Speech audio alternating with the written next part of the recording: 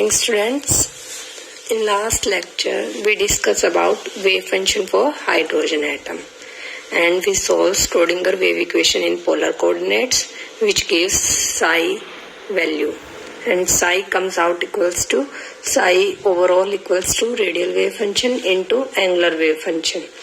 R is radial wave function which is function of r and depend upon variable n and l which is quantum number, and angular wave function is y theta phi. Theta and phi is angles and y is function of theta and phi and depend upon l and m quantum number, and r is radial wave function होता है, वो depends करता है किसका function है, are का. तो ये आर क्या थे, distance of electron from the nucleus. अगर ये न्यूक्लियस है तो ये आर, ये आर, ये आर. तो इससे हम क्या बताते हैं, साइज. तो रेडियल वेव फंक्शन ने किसके बारे में बताया, साइज के बारे में. And angular wave function Y, वो किसका फंक्शन है, एंगल्स का. एंगल, इस एंगल, ये एंगल, ये एंगल. तो इससे हम क्या बताते हैं, डायरेक्शन. मीन्स किस डायरेक्शन में ओरिएंटेड होगा एक particular orbital, that is shape. ठीक है. तो साई होता है, साई ओवरऑल जो भी आएगा रेडियल इनटू एंगुलर, वो कंप्लीट हमें किसके बारे में बताता है. जब इस साई ओवरऑल का हम क्या करते हैं, प्लॉट, 3 डायमेंशनल प्लॉट ड्रॉ करेंगे. 3 डायमेंशनल प्लॉट, वो क्या होगा, ऑर्बिटल. ठीक है. So the next topic means same topic is going on. Table for all orbitals.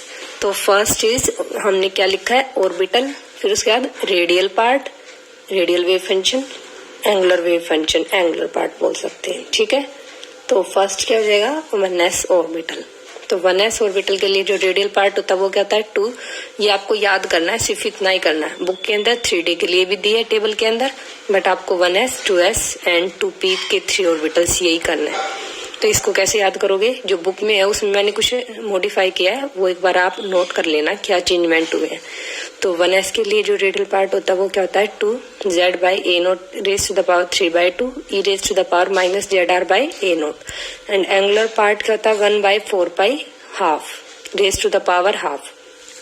2s के लिए क्या होता है, radial part 1/2√2 z by A naught raise to the power 3/2.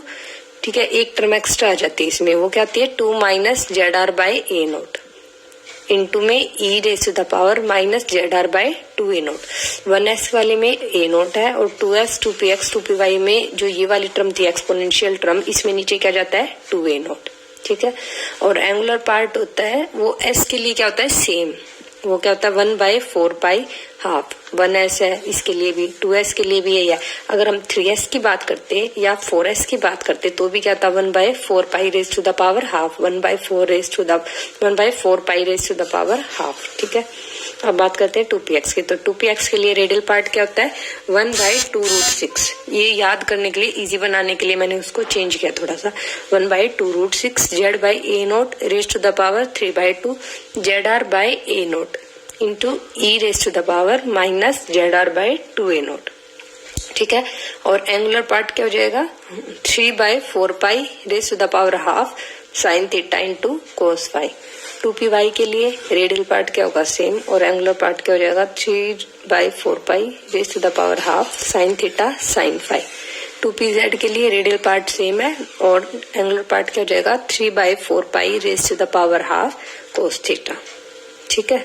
तो इन सभी में आपको कैसे याद रखना है, देखो एंगुलर पार्ट का तो ऐसे है कि जो 1s 2s 3s 4s जो भी है, इसके लिए क्या होगा, एंगुलर पार्ट सेम होगा. ठीक है. और जो p वाले ऑर्बिटल है, p के 3 है, ठीक है, या d के 5 है, 2p की बात करें या 3p की बात करें, इन सभी का रेडियल पार्ट क्या होगा, सेम होगा. ठीक है. तो नेक्स्ट क्या है, अब इसमें जनरलाइजेशन कर देते हैं. जो ये वाले हमने टेबल की है, इससे क्या जनरलाइज कर रहे हैं. और एंगुलर वेव फंक्शन किसके बारे में बताता है, शेप के बारे में. और रेडियल वेव फंक्शन किसके बारे में बताएगा, साइज के बारे में. और ये किसका फंक्शन है, आर का. आर क्या होता है, distance of electron from the nucleus. तो आर ये है, ये है, ये है. तो इससे हमें क्या पता चलता है रेडियल वेव फंक्शन से कि ऑर्बिटल क्या होगा, always spherical. Radial wave function का जब भी हम प्लॉट ड्रॉ करेंगे वो हमेशा क्या आता है, स्फेरिकल. ठीक है। और ये वैल्यूज आपको कैसे याद करनी है, इसकी तो हो जाएंगी एस की। 2p के लिए कैसे याद करोगे, एक रिलेशन किया था हमने किसका, कार्टेशियन कोऑर्डिनेट्स का, किसके साथ, polar coordinates R theta phi के साथ, वो वाला रिलेशन है, बिल्कुल सेम है। ठीक है। x की जो 2px है उसके लिए क्या हो जाएगा, r की जगह क्या पुट कर दोगे 3/4 pi raise to the power half, और क्या हो जाएगा साइन थीटा कोस फाई। ठीक है। y के लिए भी क्या हो जाएगा 3/4 pi raise to the power half sine theta sine phi. z के लिए 3/4 पाई कोस थीटा। ओके। सो अब जनरलाइजेशन में आ जाओ। तो क्या जनरलाइजेशन में क्या जनरलाइज किया हमने कि जो 1s 2s 3s 4s जितने भी s ऑर्बिटल है, ऑल s ऑर्बिटल्स, वो सभी क्या होते हैं, स्फेरिकल। स्फेरिकल क्या होते हैं वो भी बताते हैं। अब हमें पता है किसी भी ऑर्बिटल की जो शेप होता है, मीन्स कंप्लीट ऑर्बिटल की जो पिक्चर होती है, ऑर्बिटल क्या होता है 3 डायमेंशनल प्लॉट होता है, 3 डायमेंशनल प्लॉट ऑफ साई। ठीक है। तो कंप्लीट ऑर्बिटल की जो पिक्चर होती है वो कौन डिटरमाइन करता है, radial wave function and angular wave function. और रेडियल वेव फंक्शन तो हमें पता है कैसा था, हमेशा स्फेरिकल, ऑलवेज, किसी भी ऑर्बिटल की बात कर ले, क्योंकि इसके अंदर सिर्फ एक वेरिएबल आता है, क्या आता है वो स्मॉल आर, और आर क्या होती है distance of electron from the nucleus, जिससे कि वो रेडियल वेव फंक्शन का प्लॉट हमेशा क्या आएगा, स्फेरिकल। ठीक है। और दूसरा क्या है, शेप कौन बताता है, एंगुलर वेव फंक्शन। ठीक है।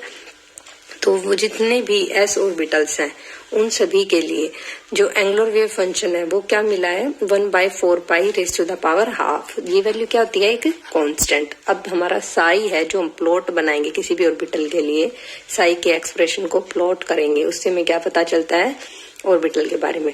तो साई क्या होता है, radial into angular. Angular wave function इस वाले केस में क्या है, इंडिपेंडेंट है थीटा और फाई के। ठीक है। थीटा और फाई के क्या है, इंडिपेंडेंट। इन सभी के लिए जो एंगुलर वेव फंक्शन है वो क्या होगा, कांस्टेंट, इंडिपेंडेंट होगा थीटा और फाई के लिए। तो जो साई होगा वो सिर्फ किसके ऊपर डिपेंड करेगा, आर के ऊपर। आर क्या है, रेडियल वेव फंक्शन, और वो हमेशा क्या होता है, स्फेरिकल। स्फेरिकल। तो ये वाला स्फेरिकल पार्ट आया टोटल वेव फंक्शन। तो जो साई होगा हमारा वो भी क्या होगा, spherical.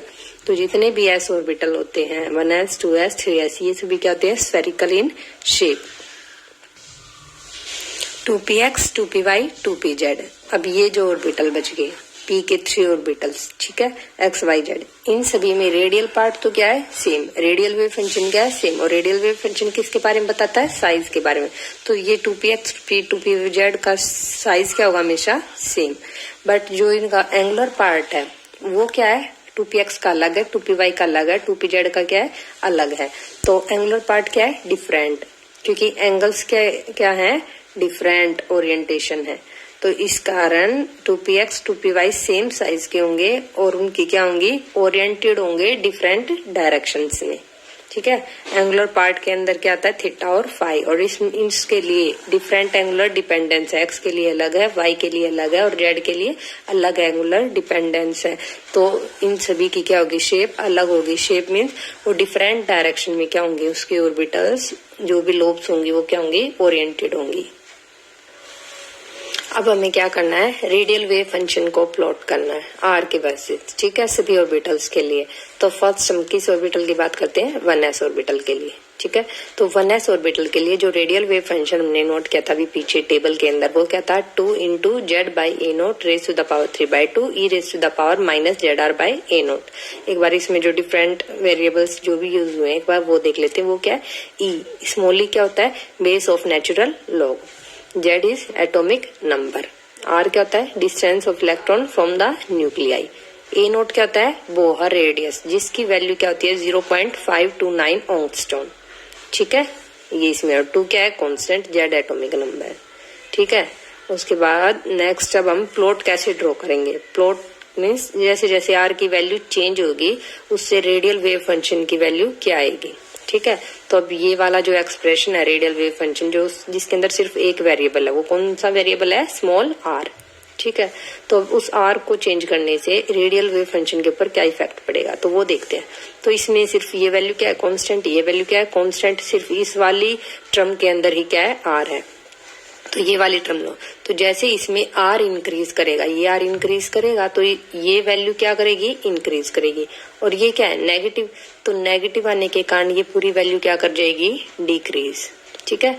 Are increase, this value increase and this overall value क्या कर जाएगी, decrease due to minus sign. ठीक है, आर इंक्रीज तो एक्सपोनेंशियल टर्म क्या की है हमारी, डिक्रीज की है। तो इसका जो प्लॉट हो जाएगा radial wave function versus R, means at starting में तो क्या हो जाएगा, स्टार्टिंग में मैक्सिमम वैल्यू होगी। ठीक है, उसके बाद जैसे ही आर इंक्रीज करेगा ये वैल्यू डिक्रीज करेगी, तो रेडियल वेव फंक्शन हमारा क्या करने लग जाएगा, डिक्रीज करेगा। नेक्स्ट हम किसकी बात करते हैं, radial wave function for 2s orbital. तो 2s के लिए जो एक्सप्रेशन था पीछे हमने टेबल से नोट किया है, 1/2√2 z/a0 raise to the power 3/2 2 minus ZR/a0 into e raise to the power minus ZR/2a0। ये वैल्यू कांस्टेंट है, ये वैल्यू क्या है, कांस्टेंट। इस और इस टर्म में क्या हमारे आर, तो इन दो आर से हम क्या करेंगे, रेडियल वेव फंक्शन को डिटरमाइन करेंगे और प्लॉट ड्रॉ करेंगे। ठीक है, तो फर्स्ट ये वाली टर्म लेते हैं, ये वाली टर्म होती है डोमिनेट करती है फर्स्ट, फिर पर्टिकुलर आर के बाद ये वाली डोमिनेट कर जाती है। तो स्टार्टिंग में देखो, स्टार्टिंग में आर इंक्रीज करेगा, तो आर इंक्रीज तो दिस वैल्यू क्या करेगी, increase, this value increase, it means 2 minus, मान लो ये वैल्यू स्टार्टिंग में आई 0.5, फिर इंक्रीज होके कितनी आई 1, फिर इंक्रीज होके 1.5, तो 0.5 थी तो क्या हुआ, 2 माइनस 0.5 कितना हो गया, 1.5। ठीक है, उसके बाद जब ये वैल्यू 1 हुई तो 2 माइनस 1 कितना हो गया, 1। ठीक है, 1.5 से 1 आ गई, फिर उसके बाद अगर हमने ये वैल्यू और इंक्रीज कर दी तो ये वैल्यू क्या कर जाएगी, डिक्रीज करेगी। तो R increase, this increase and this value क्या करेगी, डिक्रीज करेगी। ठीक है, आर इंक्रीज तो दिस वैल्यू क्या कर रही है, डिक्रीज, तो वेव फंक्शन क्या करेगा हमारा, डिक्रीज करेगा।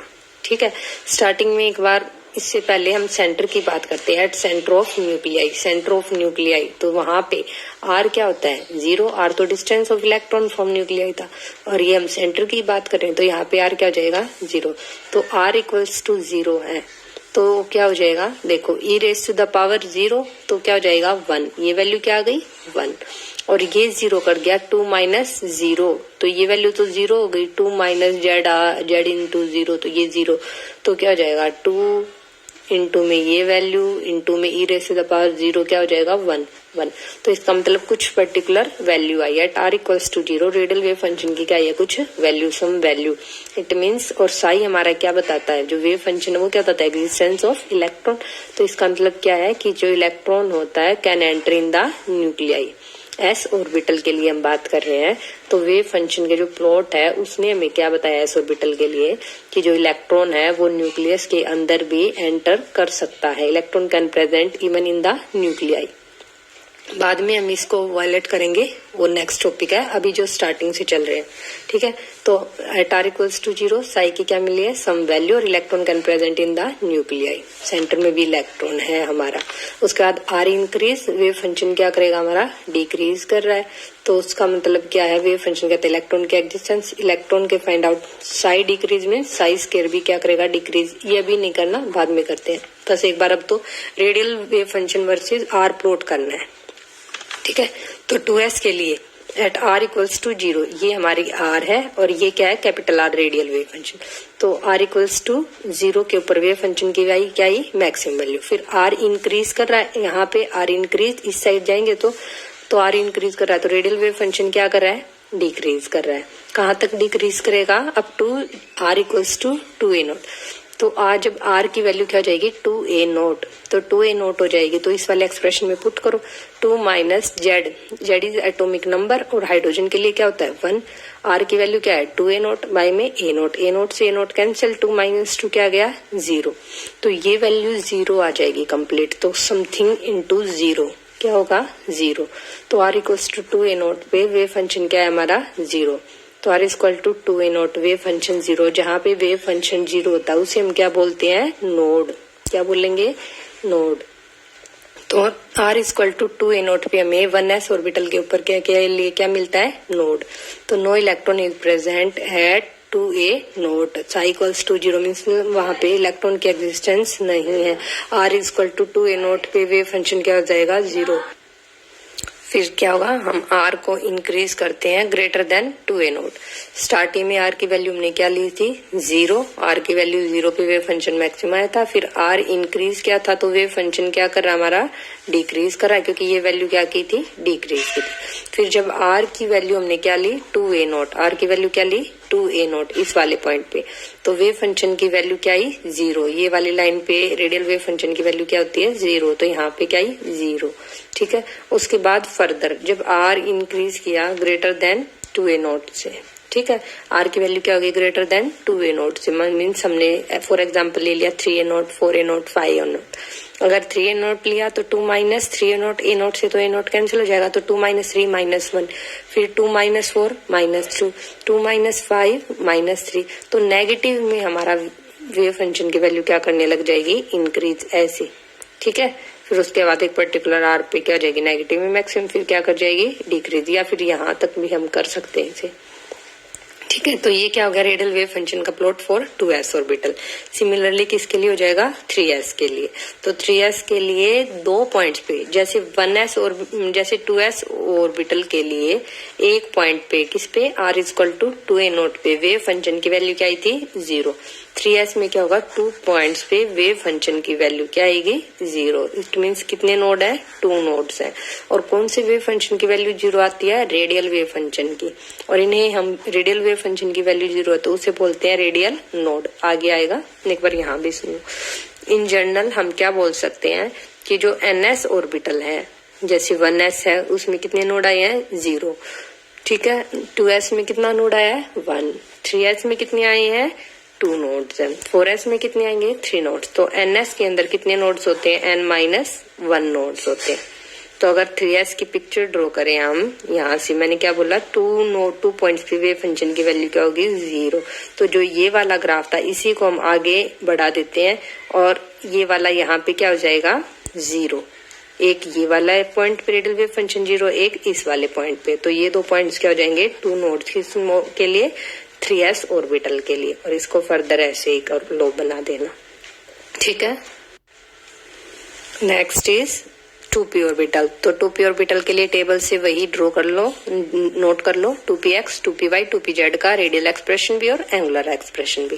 रेडियल एक्सप्रेशन किसके बारे में बताता है साइज के बारे में, और एंगुलर एक्सप्रेशन जिसको हमने y से रिप्रेजेंट किया था जो फंक्शन था थीटा एंड फाई का, वो बताता है शेप के बारे में। ये हम डिस्कस कर चुके हैं, कैसे याद किया हमने। ठीक है, ये वाली आपको याद करनी है। तो यहाँ से क्या पता चला कि जो 2px, 2py, 2pz तीनों ऑर्बिटल्स के लिए रेडियल वेव फंक्शन क्या है सेम।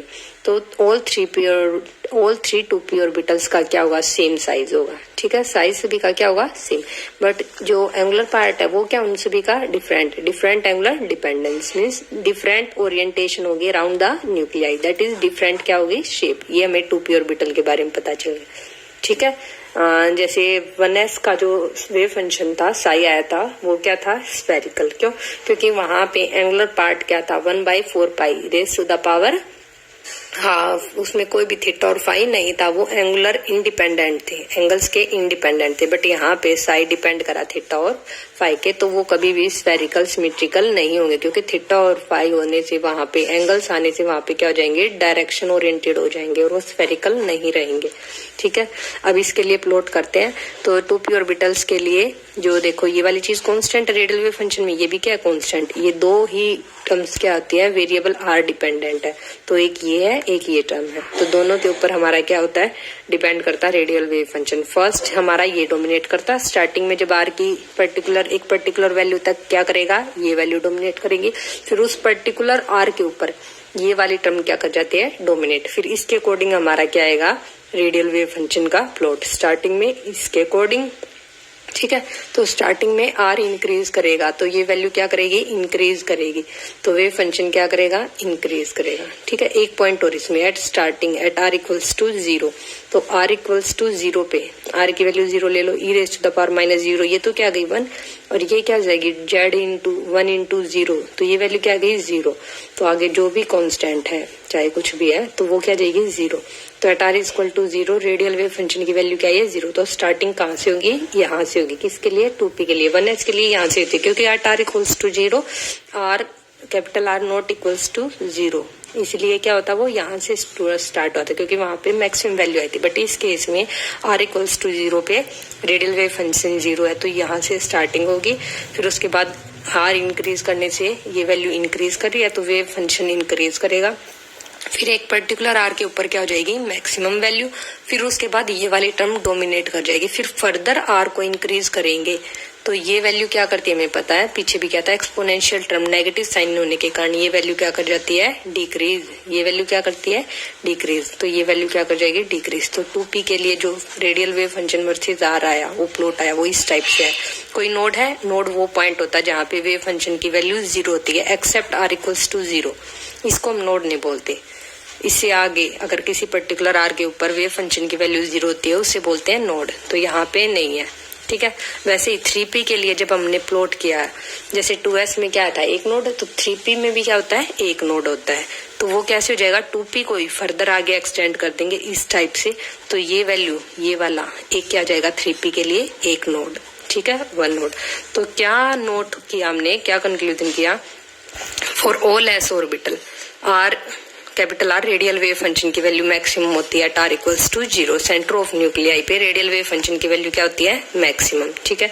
और for all types of PDF जो S सिर्फ S के लिए सेंटर पे क्या होती है रेडियल वेव फंक्शन की वैल्यू मैक्सिमम।